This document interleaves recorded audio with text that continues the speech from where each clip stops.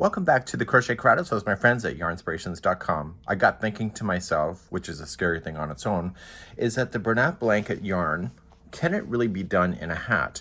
But I was really more questioning about the Bernat all-in-one blanket granny square yarn, where it turns itself into a granny. And I was thinking, you know, I love the striping and it's all programmed to come out of the yarn as is. And I just wondered, what happens if I use this yarn instead? So let me show you an example. So here's one example, and this is called Seaside Shine. And what happens is that the one main color of the ball, so if you're looking at the actual ball band itself, see the green? That's going to be the longest stripe or the widest stripe itself, and then the other pieces, because they're not as big, they're just going to be smaller stripes. And so I thought, well, this is a pretty cool idea. You can use any Bernat Blanket yarn in order to make this pattern today. So then I got thinking, how much yarn do I need? One of those balls can do 2 of these hats easily. And so when you look at the price of a ball, you divide that by 2 and there's a cost per hat if you want to figure it out like that. So you end up with this really cool, amazing knit hat, and the yarn is just going to change color when it feels like it and will give you really cool ideas. What's happening with here is that we have secured it so that you have a nice brim. And if you're all worried about the sewing and everything, the only thing that you need to sew is just to pick up the loops at the end. All of this stuff has been loom knit into position as we go. The colors that I'll be working with today is in this ball here. Again, one of these balls can make 2 hats, and the color is called Asphalt. And so I'm going to start off with the very center of the ball, just like it was as if it was a granny. So the very center, the starting one, will just be this little piece, and then this it'll be like a stripe and a half, and then about 2-3 stripes of this, and etc., and work its way out.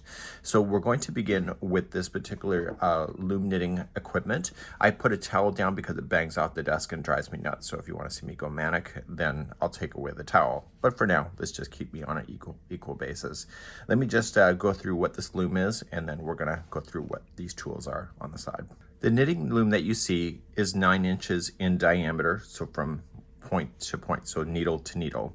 It's also got 36 of these, and because these are so big that we need the chunky yarn to work with it, so you just cannot work with your Red Heart Super Saver and just do this. You need a chunky weight yarn, which makes sense for Bernat Blanket. So the other thing is that once you start feeding these things, it gets really inconvenient if you're using your fingers. So what we have here is just an empty pen that I banged out the interior, and as long as the pen can slide in between the teeth or the needles itself, you're going to have yourself a really quick project because you'll be spinning, and it's like you're painting with yarn. So you'll be able to do this.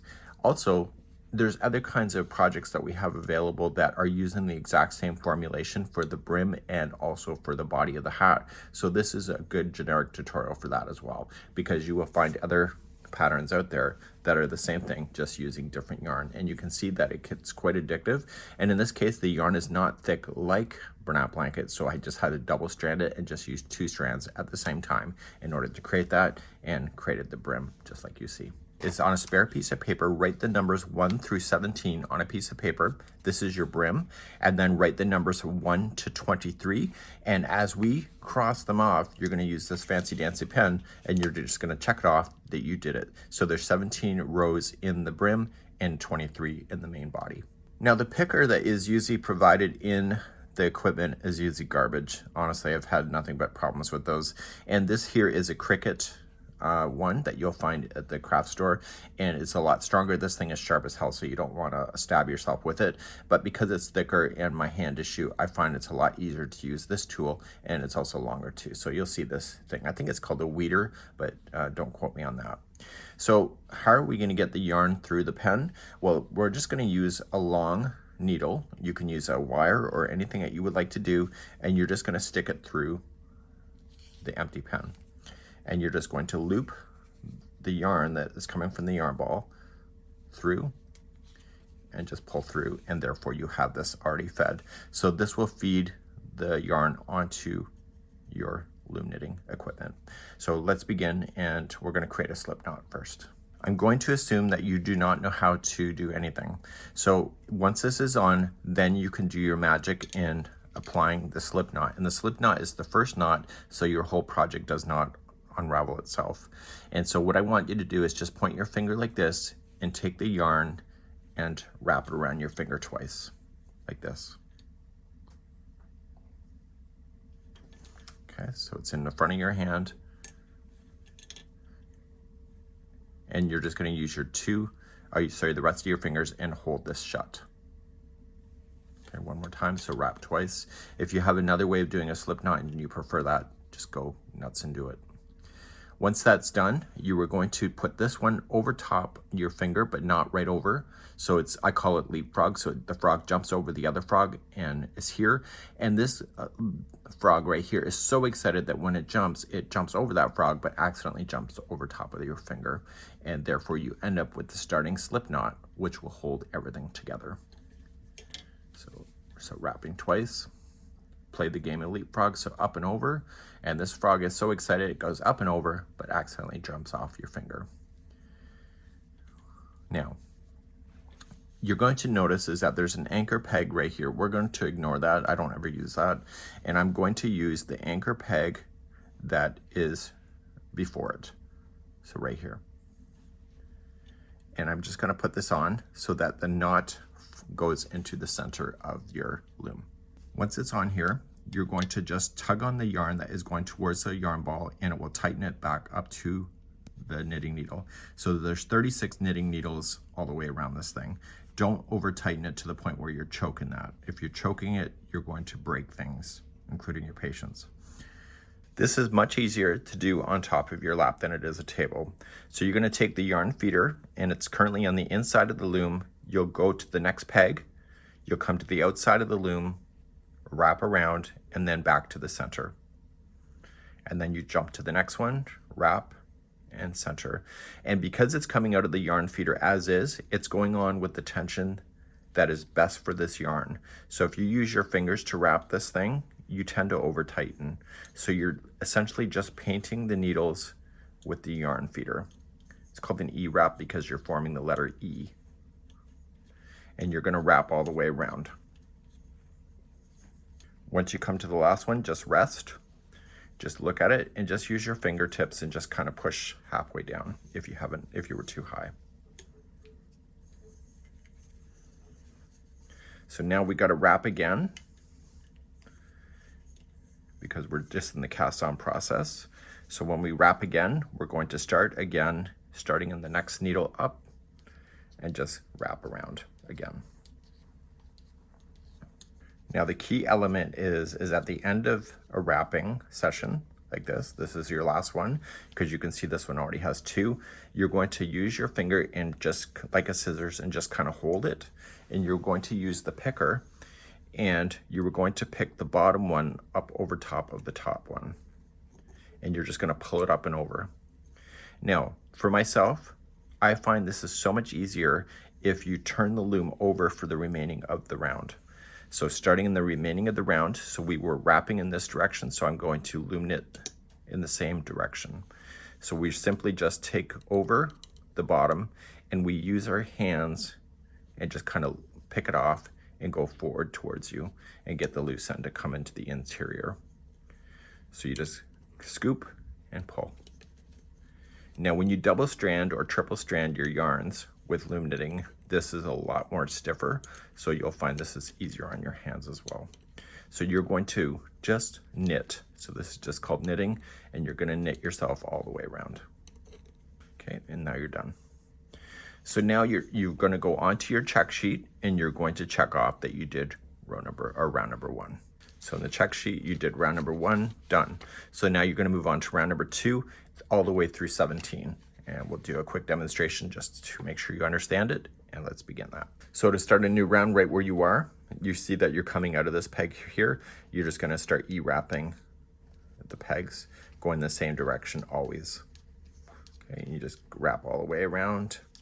Okay, so I can tell that this one already has 2 on it, so that's my last one right here. I'm going to pick it off. So because it's the first one, I pick up and over. That, and then I turn the whole loom upside down, and then I start picking the bottom and pulling it up and over. Okay, so you're going to knit this around. This will be round number 2. I'll see you at the end of the round.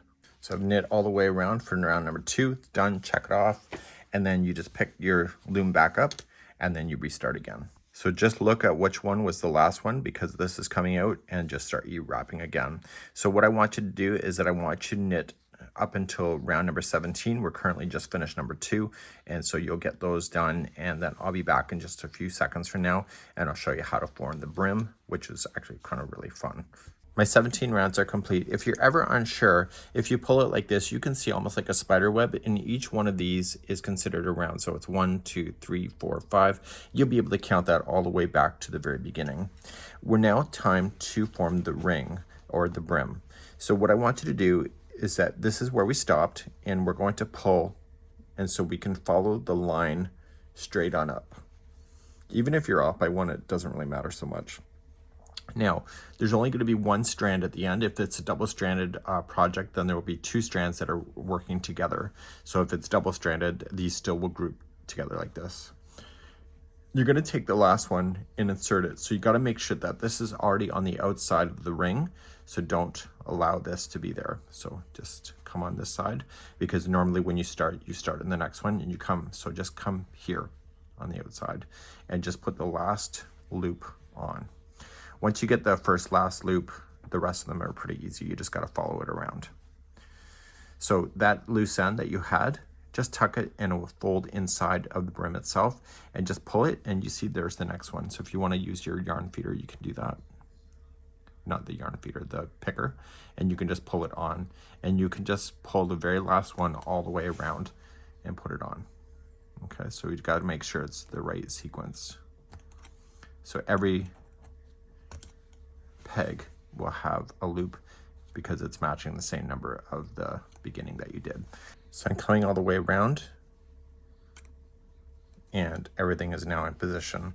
So now you have to use your fingers and just push down so both of them loops are closest to the very bottom of the pegs. So just move your hands around.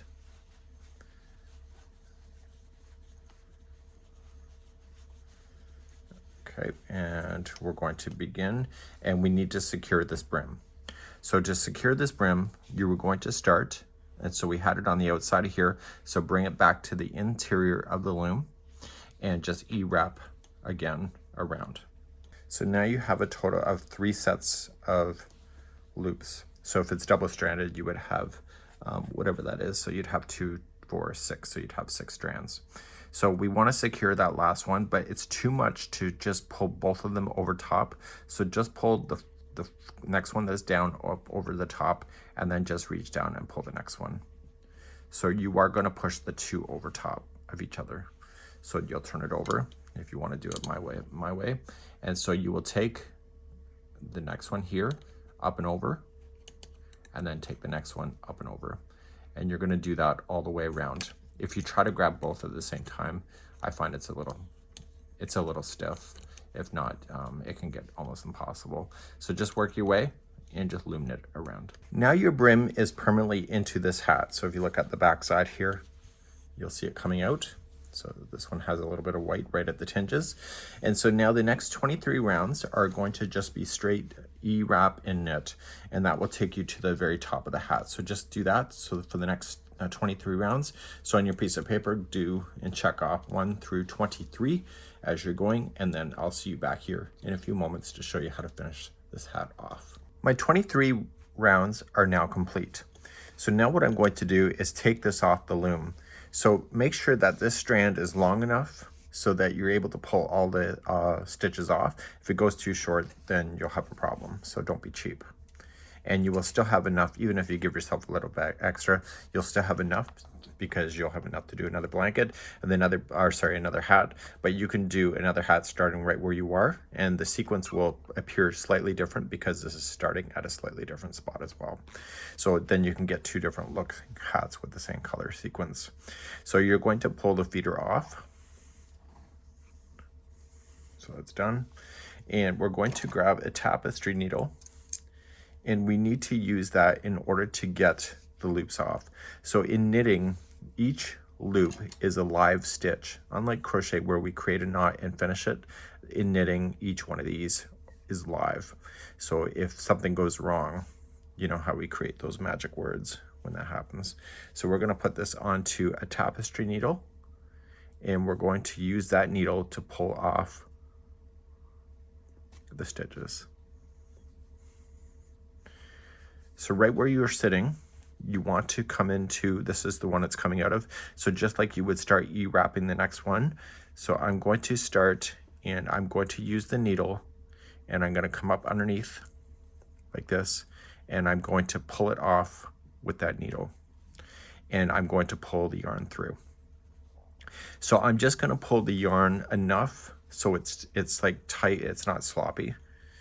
Okay, just like that, and then just leave it go. Let the yarn stay towards the inside so it doesn't get tangled within the pegs, because that's not fun. So coming up underneath, pull up the next one. Okay, and pull through. And all you're just gonna do is start collecting these around. So don't pull on that tight until we get this off completely. If you are running out of yarn strand that you may have done it too short, you can just pull on it a little bit just to get yourself some extra slack, just in case you need it. And finally, the last one. So now everything is off. We can get rid of the loom and save it for another project later. And all you're just going to do now is take the strand, and right where it's coming out, just use your hands and just kind of help stabilize it and just pull. And it will pull the entire top, all the loops together.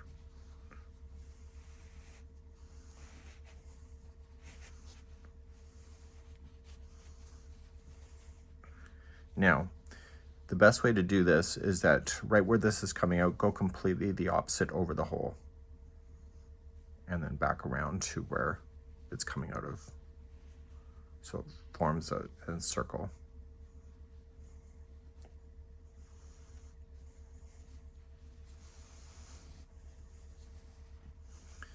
Okay, and now I want you to, because we went across this way, I want to go the opposite direction. So I want to come on over here. So just come on a diagonal.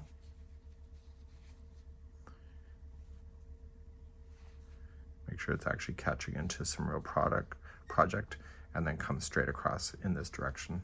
So you're creating a cross shape. And pull.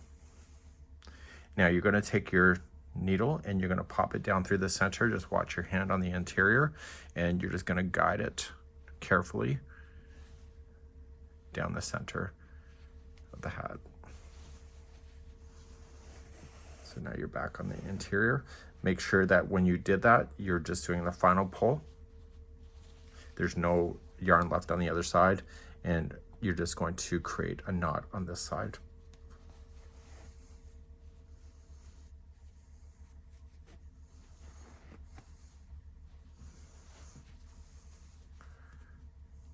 Okay, make sure you go into something real.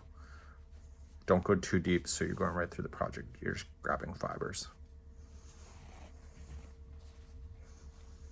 And finally, third time is a charm.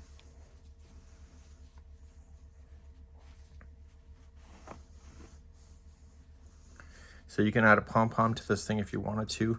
I am going to gift this to an organization, so I'm going to leave it off. But then, therefore, you would have a really cool striped hat, just like this, using the all-in-one granny square Bernat Blanket yarn. That's it for now, and we hope you enjoy.